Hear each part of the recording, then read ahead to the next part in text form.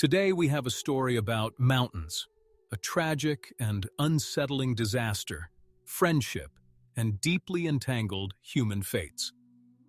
We're going to look at the story of mountaineers Alex Lowe and Conrad Anker. Now give this video a like and let's get into the story. And as usual, we'll start from a bit of a distance. Alex Lowe was born on December 24, 1958.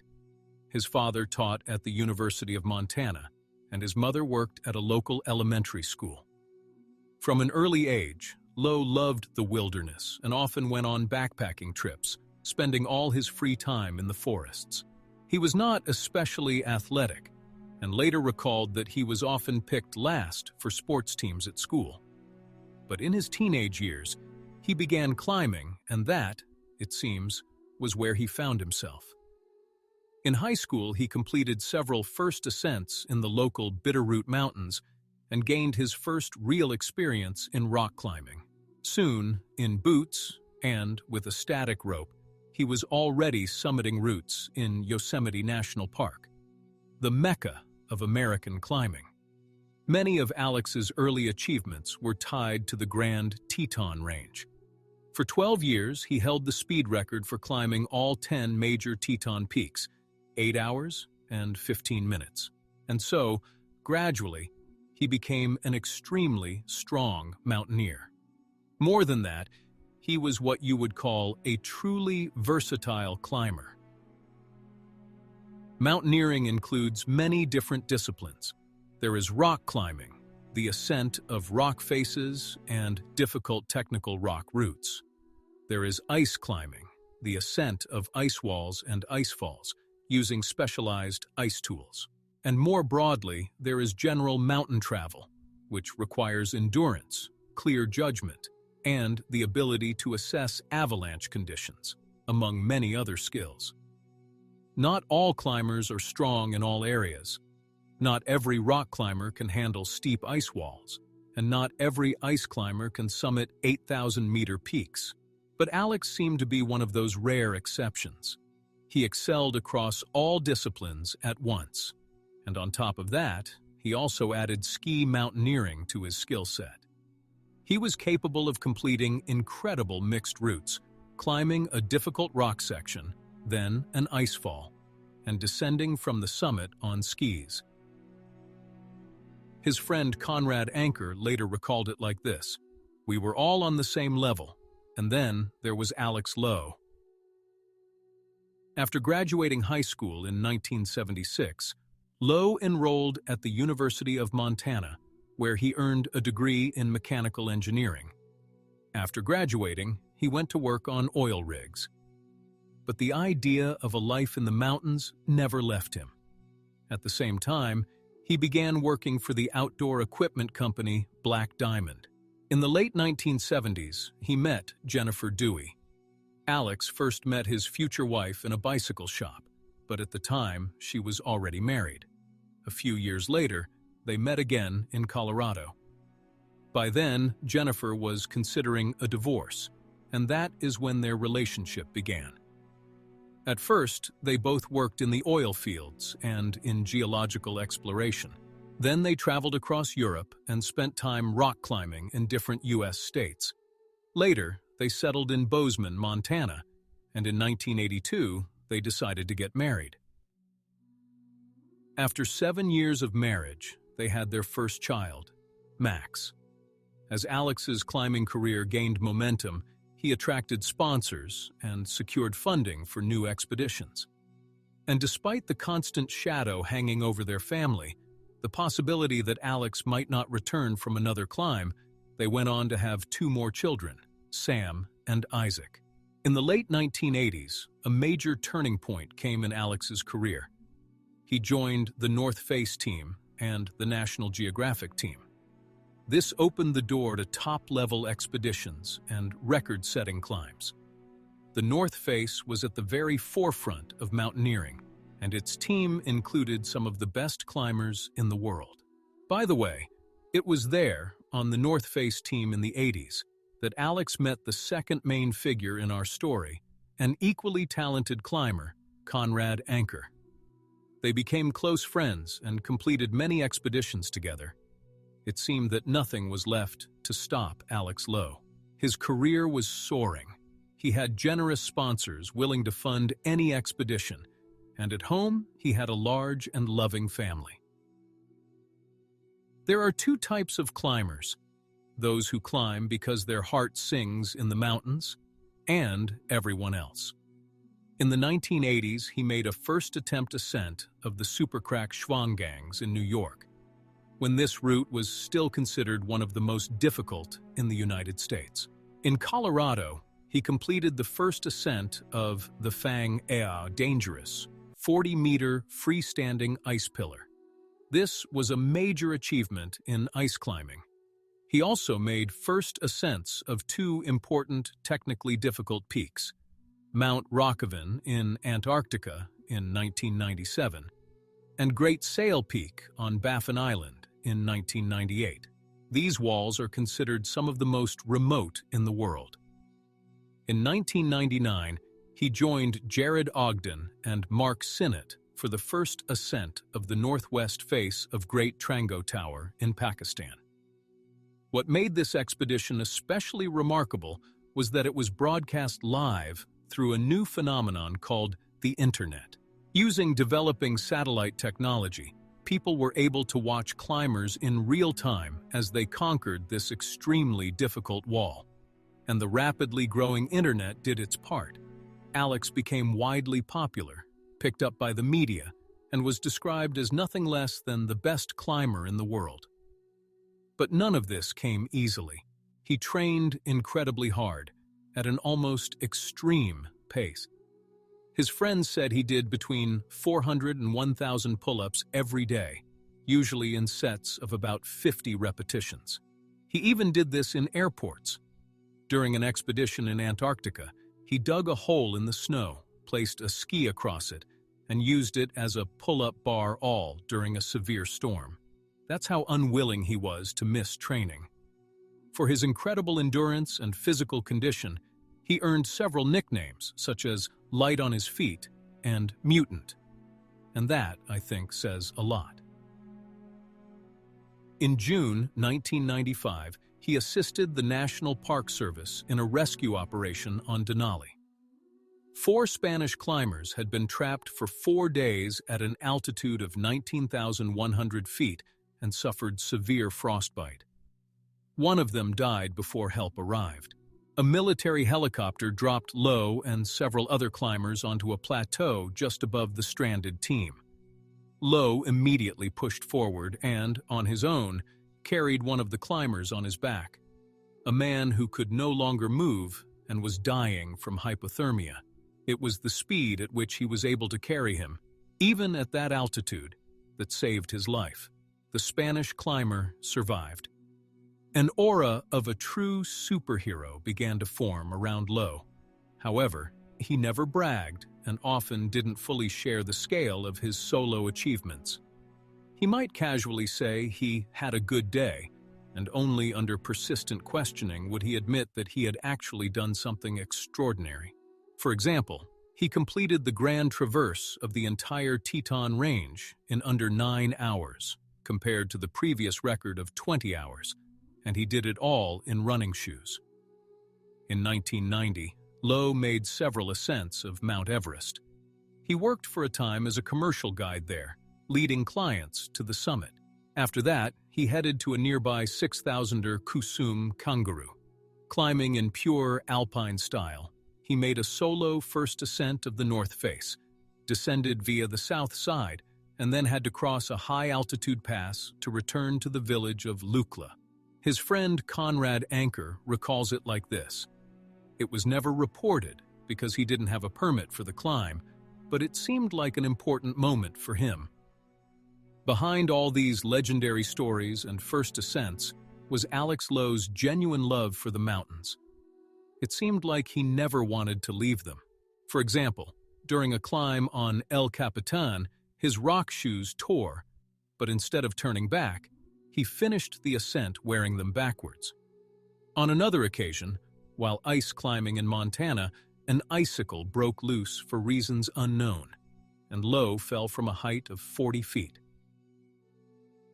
During the fall, an ice axe tore off a flap of skin on his head about the size of a pancake, exposing his skull. He later recalled it like this: "We sort of taped my scalp back into place, put a hat on it, wrapped it with duct tape, and went skiing down. We knew we needed to go to the emergency room, but we also knew it was going to be a long night there. So we stopped at a coffee shop and ordered lattes. It was great." He was truly at the forefront of mountaineering and was considered one of the strongest climbers of his time, until, in 1999, he set off on an expedition to the 8,000er Shisha Pangma. But before we get to what happened on that mountain, it is worth introducing the second main character of our story, Conrad Anker. Anker was born in California on November 27, 1962. His love for nature was present from childhood. He also grew up near Yosemite National Park. As a teenager, he climbed Mount Rainier and later met his mentor, climber Muggs Stump, from whom he gained valuable mountaineering experience. He graduated from university in 1988 with a degree in recreation and leisure studies, which, as he joked, he chose because the brochure had mountains in the background. Under Stump's guidance, he completed several impressive first ascents. Anker recalls it like this: "I was like a student listening to his maestro. He was the most authoritative figure in my life after my parents." Before this mentorship, Stump attempted to climb the Shark's Fin on Mount Meru in 1986 and 1988. But both attempts were unsuccessful. These events clearly had an impact on the young Anker, as Mount Meru at 21,295 feet would later become one of the most important projects of his climbing career. And his mentor, climber Muggs Stump, died on Denali in 1992. Back in the 1980s, Conrad Anker joined the North Face team, where he met Alex Lowe. They quickly became best friends and started climbing together. Anker made first ascents in alpine style on Mount Gurney in Alaska in 1987, on Mount Hunter in 1989, as well as in Patagonia and beyond. The 1997 expedition to Lhotse II in the Karakoram was especially impressive. The team climbed a 1-kilometer vertical wall on the western face of the peak. That same year, Anker also made first ascents on El Capitan and completed several climbs in Antarctica. And the list could go on and on. Cerro Torre, Amadablam, Lhotse, a first ascent with Alex Lowe, and writer John Krakauer of a peak in Queen Maud Land, and more. But his defining moment was, without a doubt, Everest. In 1999, he was part of an expedition whose goal was to find George Mallory, the central figure in one of mountaineering's greatest unsolved mysteries. In 1924, Mallory and his partner Sandy Irvine were last seen heading toward what was then the unclimbed summit of Mount Everest. They were never seen again. Whether they reached the summit has remained a subject of debate ever since. On June 13th, following his own intuition and separating from the rest of the expedition, Anker discovered Mallory's body. Here is how he later recalled it. 11:45 a.m. I came across Mallory himself, dressed in wool clothing, frozen into the scree slope, preserved so well that bruises were still visible beneath the skin. While the rest of the team was emptying Mallory's pockets in search of clues, Anker lifted the body. He later wrote it like this: "It made a sort of creaking sound, like a log. It had been here for so many years. It was disturbing to see the hole in the right buttock, torn open by mountain jackdaws. These birds live almost all the way up to the summit of Everest. His body was hollowed out almost like an empty pumpkin. News that George Mallory had been found spread like wildfire, and Conrad Anker became truly famous." But that expedition will most likely deserve a separate episode on this channel. And just a few months after Conrad Anker's breakthrough moment, he was invited on an expedition to the 8,000er Shisha Pangma. The invitation came from none other than his best friend, Alex Lowe, with whom he formed a duo of the strongest climbers of their time. So, Shisha Pangma, there are many different accounts of this expedition. Conrad Anker's own report, journalistic compilations, but I wanted to find a more neutral perspective in order to look at it from the outside. In my view, the key events are best described by expedition member Andrew McLean, and this is what he wrote. The idea for the expedition began rather innocently, almost like a joke. After Mark Holbrook and I skied down Denali a few years earlier, we decided that the next logical step would be to go somewhere in the Himalayas. I met Todd Bibler and told him I wanted to ski down an 8,000er. Without hesitation, Todd pulled out a book by Keith Omori on the Himalayas, opened it to a spread showing the southwest face of Shisha Pangma, and said, "This is the line you should ski down." He wasn't joking. It was the highest peak in the photo, but the decision had been made. I knew nothing about organizing Himalayan expeditions, but I did know Alex Lowe. After discussing the project, I told Alex I planned to start raising funds for the trip.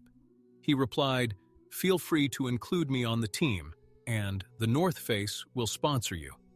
I might not go, but it will definitely help you." And it did help.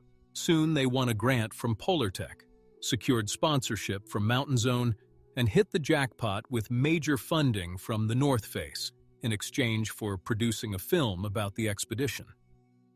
But let's get back to the story. Suddenly, our small team turned into a group of 9 people, each with their own storyline. David Breshears was appointed as the high-altitude cameraman, and the main storyline was that no American had ever stood on an 8,000er before. A secondary storyline followed experienced climbers Alex Lowe and Conrad Anker, mentoring newcomers Hans Sari and Chris Eriksson. The journey from Kathmandu to base camp went fairly smoothly, aside from my own episode of pulmonary edema. After a full day of intense ascent to reach base camp, I felt fluid sloshing in my lungs, I was coughing non-stop, and immediately decided to descend. I had planned to go down alone, but Alex quickly packed up and joined me. The next day, Chris Eriksson also descended to the village, where we both recovered before continuing the ascent at a slower pace. Eventually, we rejoined the group at base camp. It was located high up at around 13,700 feet, but still far from the snow line we needed to ski. So I set out with a light backpack and trekking boots. Alex Lowe, David Breshears, and Conrad Anker went to scout the summit ridge on the right, while Mark, Hans, Chris, and I went up the glacial moraine valley to inspect the lower part of our ski line. Most of the day the groups were separated, but toward evening I reached the top of the moraine and could see Alex, David, and Conrad moving toward me across the gentle glacier. We were separated by several crevasses, but after a few shouts we spotted each other. I was thinking about how to cross the crevasses to meet them. And then I heard a crack.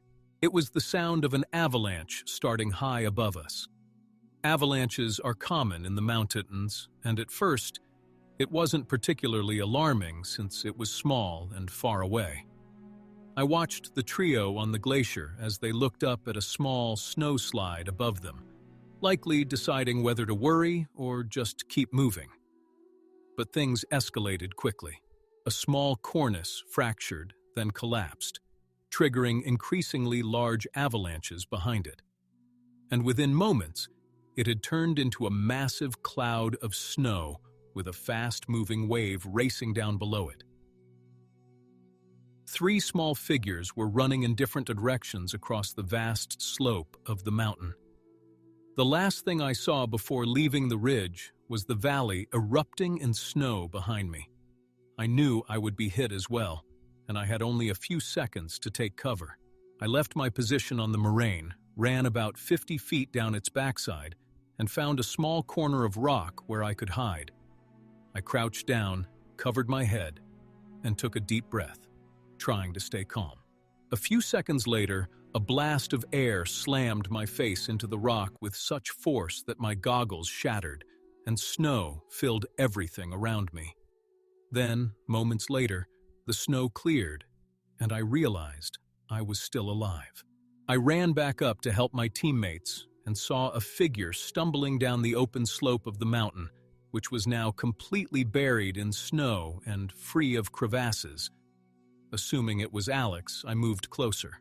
But it was a bloodied Conrad Anker who simply said, "They're gone. Alex and David. They're gone."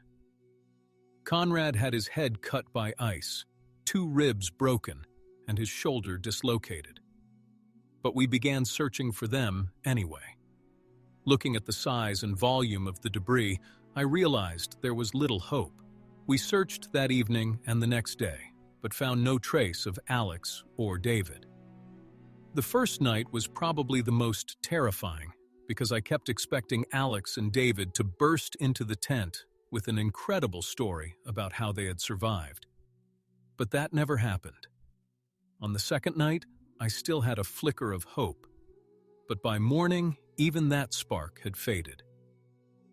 Alex and David did not return alive. Conrad Anker later recalled it like this: "Lowe and Breshears ran down the slope. I think they were trying to jump into a crevasse.